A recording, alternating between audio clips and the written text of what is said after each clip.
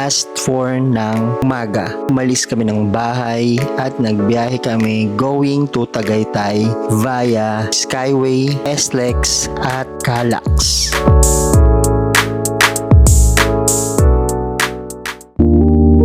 ...6 AM nakarating kami sa Dahon at Mesa kung saan kami nag-decide kumain ng aming breakfast. Maraming beses ko na nakita ang Taal Volcano at Taal Lake, pero this is my first time na masaksihan ito ng sunrise. Kakaiba pala yung feeling kasi bukod sa ang lakas-lakas ng hangin at ang lamig-lamig ng paligid because of the clouds na nagko-cover doon sa buong area and surroundings, feeling mo ikaw ay nasa Baguio o nasa isang malamig na lugar sa ibang bansa. Yung mga kinain namin is tama lang naman yung lasa, hindi siya nakakawaw, may distinct taste, pero ang sarap-sarap niyang kainin. Siguro dahil na rin sa ganda ng tanawin at lamig ng panahon na nakaka-add sa kakaibang feeling habang ikaw ay kumakain. After namin kumain, pumunta kami sa Starbucks Reserve Hiraya. As expected ay napakaraming tao kahit ganitong kaaga. So instead na maghintay kami at pumila ay nag-decide na lang kami lumipat sa Bag of Beans Charito.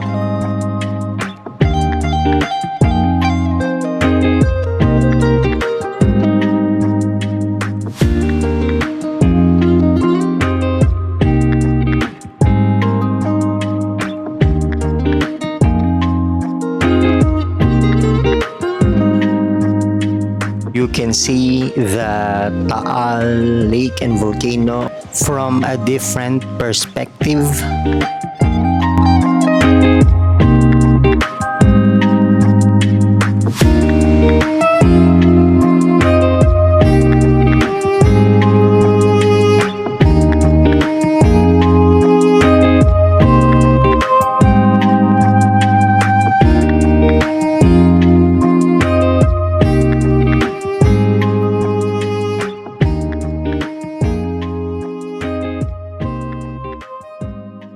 Si Windy ay umorder ng coffee for herself at hot chocolate for me at para sa mga bata with some chocolate cookies.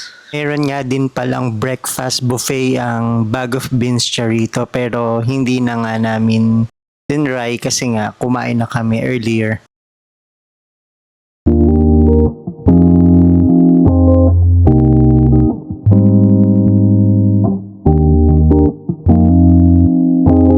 After having coffee and hot chocolate with cookies at Bag of Beans Charito, ay nag-decide kami pumunta ng Sky Ranch para dalhin ang mga bata to enjoy the rides. Nga lang, sarado pa ito, pumila naman kami pero naisip namin na baka hindi rin mag-enjoy yung mga bata dahil hindi naman talaga sila mahilig sa rides, and we have decided na tumuloy sa Picnic Grove.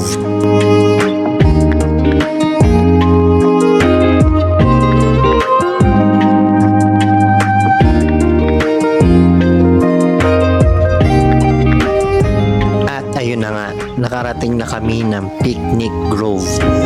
Napakaraming tao.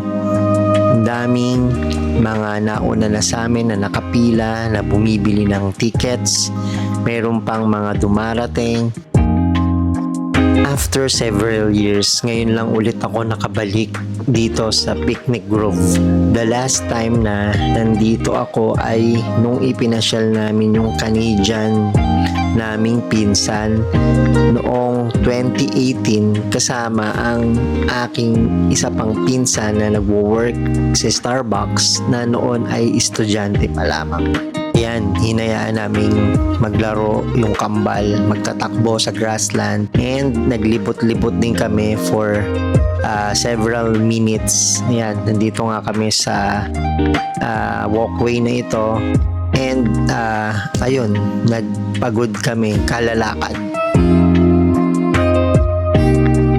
Ngayon ko lamang nakita na ganitong karami yung tao sa Picnic Grove kasi nung mga ilang beses na nakapunta ako dito, maybe because weekdays or hindi kagaya ngayon na almost New Year and weekend kaya ganito karami yung tao.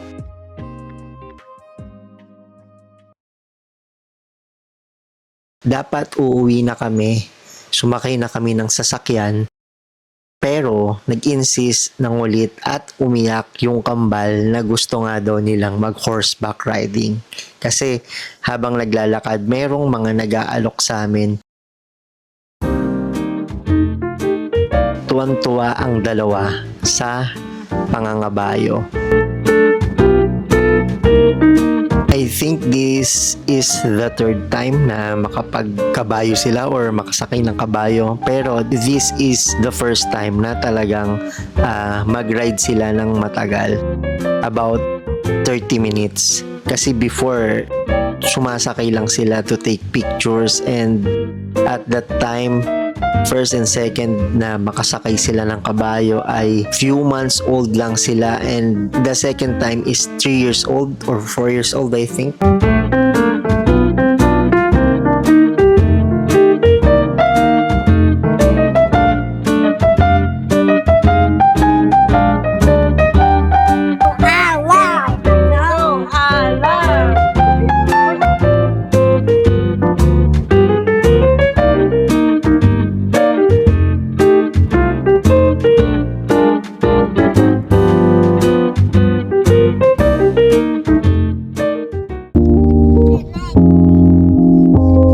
After ng horseback riding ay sumaglit lang kami sa Carmelas to buy some pastries. Ang daming beses ko nang nakita ang Taal Lake at Taal Volcano. In fact, ang aming grand wedding, kasi 2 beses kami kinasal, is ginanap sa tabi ng Taal Lake sa Talisay. And I'm always namamangha sa ganda ng lugar na ito. It will always have a special place in my heart. Tuwing pumupunta ako dito, nare-relax ako. I have peace of mind. Kayo, if you've been here, ano ang kwentong Taal and Tagaytay nyo? Please comment down below at i-share mo naman sa amin. Thank you sa panonood. Please do like, share, and subscribe.